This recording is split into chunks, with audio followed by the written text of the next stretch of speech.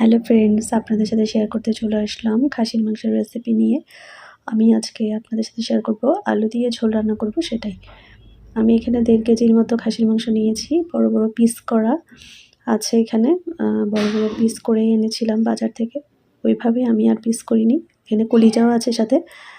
আমি পেঁয়াজ কুচি দিয়ে দিলাম, রসুনের পেস্ট দিলাম, আদা পেস্ট দিলাম। পরিমাণ মতো আপনারা দিয়ে দিবেন। আমি আমার পরিমাণ মতো দিয়ে দিয়েছি। আমি প্রায় 4 টেবিল চামচের মতো আদা বাটা দিয়েছি। তারপর আমি দিয়ে দেবো গুঁড়া মশলা, হলুদের গুঁড়া, মরিচের গুঁড়া। যে যার যেমন ঝাল খান সেই পরিমাণ মতোই দিবেন। আমি একটু ঝাল করেই রান্না করছি, তাই একটু মরিচের পরিমাণটা বেশি দিয়েছি। তারপরে ধনে গুঁড়া, জিরা গুঁড়া দিয়েছি, ভাজাটা দিয়েছি আমি।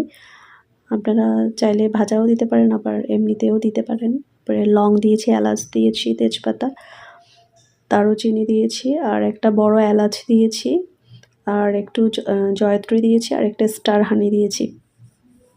তারপরে আমি এখানে দই ইউজ করব। দই দিয়েছি। দই যদি বাসায় না থাকে না দিলেও হয়, বাট দিলে কিন্তু খাসির মাংসে খুব ভালো টেস্ট আসে। আমি লবণ দিয়ে দিলাম, তেলও দিয়ে দিয়েছি। এখন আমি সব মশলা দিয়ে ভালো করে মাখাবো।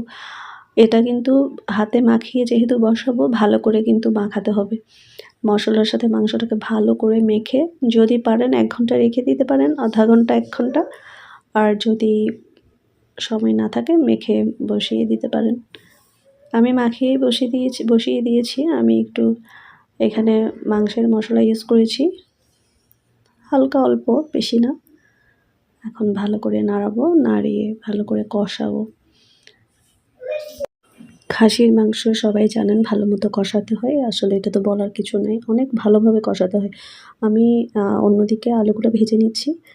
বড় বড় টুকরো করে আলু ভেজে আমি যখন মাংস কষানো হয়েছে তখনই এর পরেই দিয়েছি। মাংসটাকে কিন্তু আগে ভালো মতো কষিয়ে নিতে হবে, তারপরেই আলুটা অ্যাড করেছি। তারপর আরও কিছুক্ষণ কষিয়ে আমি পানি অ্যাড করে দিয়েছি। পানি অ্যাড করে এখন ভালো মতো সিদ্ধ করে নেব। আমি শেষে প্রায় হয়ে গেছে, শেষে আমি এখানে গরম মশলার গুঁড়া ইউজ করেছি। গরম মশলা দিয়ে ব্যাস রান্না হয়ে গেছে। ভালো লাগলে অবশ্যই লাইক কমেন্ট করতে ভুলবেন না। আবার নতুন কোনো রেসিপি নিয়ে চলে আসবো। সে পর্যন্ত টাটা।